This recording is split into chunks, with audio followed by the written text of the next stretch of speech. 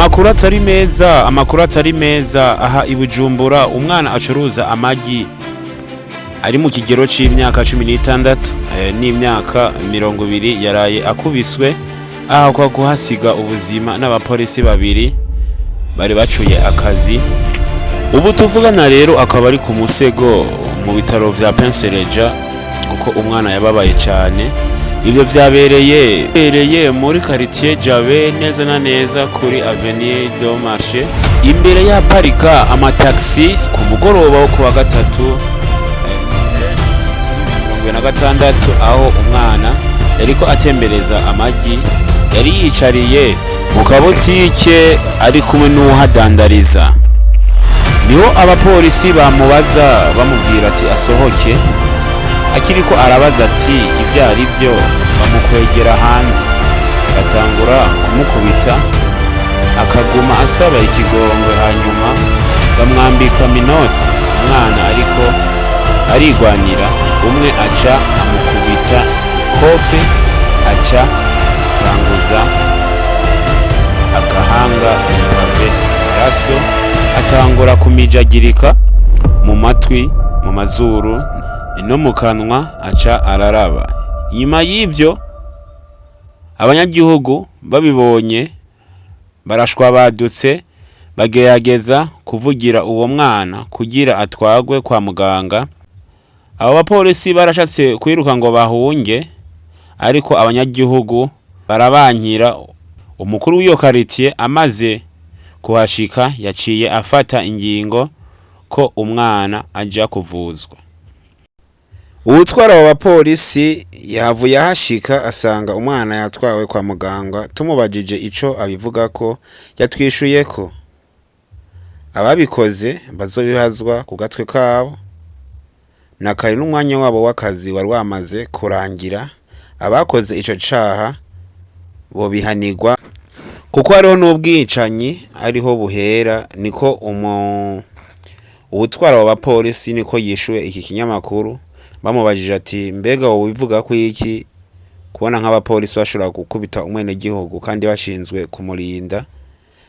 Uyo mukuru wa polisi yavuze ati je ico mbona bo manza bagahanwa mu gica mbere na mbereka umwana manza avuzwe, ibindi navyo barabibazwa ku gatwe kabo kuko bari bazi ico bajejwe kandi n'amasaha yabo y'akazi yari yarenganye yaheze. Amariro guys, umuntu utarakora subscribe kuri Jafari TV nico giye ukore subscribe ku buryo ibiganiro bicasha byose bikomeze kugushikira ku gihe. Mugume hamwe mumvirize cyane. Narabwiye ati jewe nzoza ndabazanira amakuru ari update ndetse n'amakuru amashasha kugire cyane n'amakuru yo mu gihugu cyane mu mpande zose, haba biriko birabera mu gihugu. Nzoza ndabaha amakuru mashasha. Muntu utarakora subscribe kuri Jafari TV nico giye ukore subscribe ku buryo ibiganiro bishasha byose bikomeze kugushikirira ku gihe. Mu mahoteli amajana 356 ari mu gisagara ca Bujumbura hari ayadakurikiza amategeko ajanye no gutanga ikori, kandi banyeneyo bagiye guhanwa.